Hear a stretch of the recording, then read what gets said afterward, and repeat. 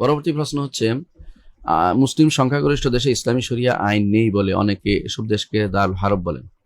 কোন দেশকে কখন ইসলামী দেশ বলা যায়, বিস্তারিত বললে উপকৃত হব। ইসলামী আইন না না হলেই দারুল হারব হয়ে যায়, এটা একটা মত তো আছে, যে আমরা অস্বীকার করছি না। এটা একটা মত, আগে থেকে মানুষ অনেকেই এটা বলে আসছে, কিন্তু এটা শক্তিশালী মত নয়। শক্তিশালী মত হচ্ছে ইসলামী দেশ, মুসলিম দেশ, ওইটা সংখ্যাগরিষ্ঠ দেশ যেখানে মানুষ মুসলিম, যেখানে আজান দেয়া যায়, যেখানে কোরবানি করা যায়, যেখানে সালাত পড়া যায় জামাতের সাথে, যেখানে মানুষ ঈদের নামাজ পড়া যায়, যেখানে এই বন্ধগুলি পাওয়া যায়, শুক্রবারের জামাত বন্ধ পাওয়া যায়, অর্থাৎ শুক্রবারের সালাতের জন্য সুযোগ পাওয়া যায় পরিপূর্ণভাবে, এগুলি হচ্ছে ইসলামী দেশ। ইসলামী আইন আসলে এমন, ইসলামী শরিয়া আইন জিনিসটা হচ্ছে একটা ব্যাপক জিনিস। এটা কোথাও সংকুচিত হয়, কোথাও বিস্তৃত হয়। তো আমাদের দেশে অনেক মানুষই শুধু ইসলামী শরিয়া আইনের বিষয়টা সরকার কর্তৃক পরিবর্তনের বিষয়টা নিয়ে চিন্তা করতেছেন। নিঃসন্দেহে সরকার কর্তৃক বা নিজেই ইসলামী আইন পরিবর্তন করবে, সেটা তার কুফরি দিকে, তার ইমান থেকে তার বের হয়ে যাওয়ার সম্ভাবনা অনেক বেশি বিভিন্ন কারণে। কিন্তু আমরা বলছি কখনো কখনো বের হয়ে যায়, কখনো কখনো খুব বড় ধরনের কুফরি বা বড় বড় বড় কবিরা গুনাতে সে লিপ্ত হয়। কিন্তু একটি জিনিস সবচেয়ে বেশি দরকার, সেটা হচ্ছে যে শরিয়া আইন কে বাস্তবায়ন করবে, কারা বাস্তবায়ন করবে এবং কারা সেটা গ্রহণ করবে। শরিয়া আইনের অনেক সাইড আছে যেগুলো ব্যক্তি নিজে পরিচালনা করতে পারে, নিজের পরিবারে চলতে পারে, নিজের সমাজে চলতে পারে, নিজের আশেপাশে যেখানে আত্মীয় স্বজনের মধ্যে সেটাকে বাস্তবায়ন করার চেষ্টা করতে পারে।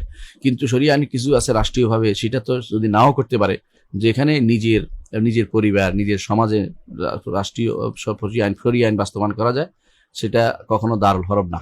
কিন্তু যেখানে এটাও করা যায় না, ধরেন আপনাকে সালাত আদায় করতে দিচ্ছে না, আপনাকে জামাত আজান দিতে দিচ্ছে না, আপনাকে জুমা এবং পড়তে দিচ্ছে না, আপনাকে ঈদের কোনো ব্যবস্থাপনা করছে না, আপনার জন্য কোনো রকমের দিনের ব্যাপারে কোনো ছাড় দিচ্ছে না, সেই সমস্ত দেশে ধীরে ধীরে এটা দারুল হরবে পরিণত হয়ে যায়। এতে কোনো সন্দেহ নাই।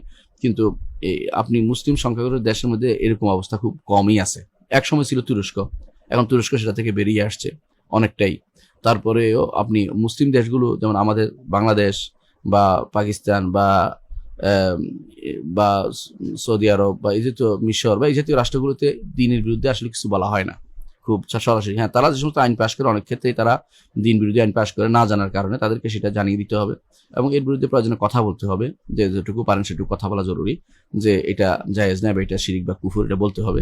কিন্তু তাই বলে দারুল হরব হয়ে গেছে, এটা কিন্তু ঠিক নয়।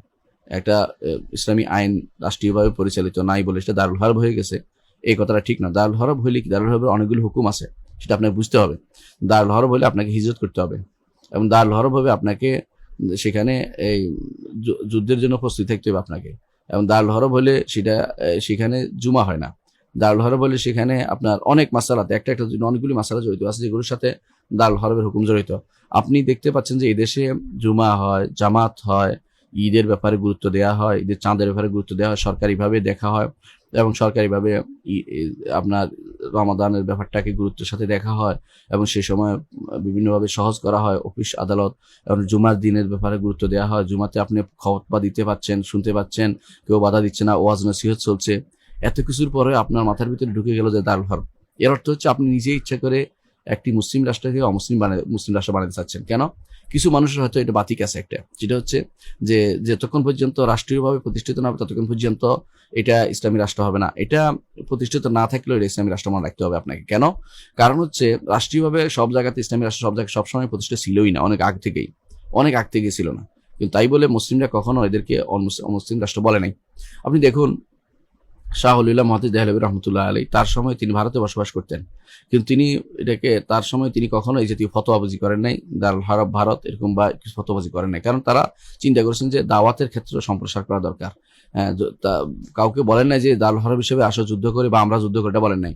কিন্তু এইরকম দারুল হরব, দারুল ইসলাম, যে এক দুইটা টার্ম আছে, মূলত এই টার্মগুলো যে পরিপূর্ণভাবে বর্তমানে খুব সব জায়গাতে প্রযোজ্য হবে তাও কিন্তু না, কারণ অবস্থার অনেক পরিবর্তন ঘটেছে।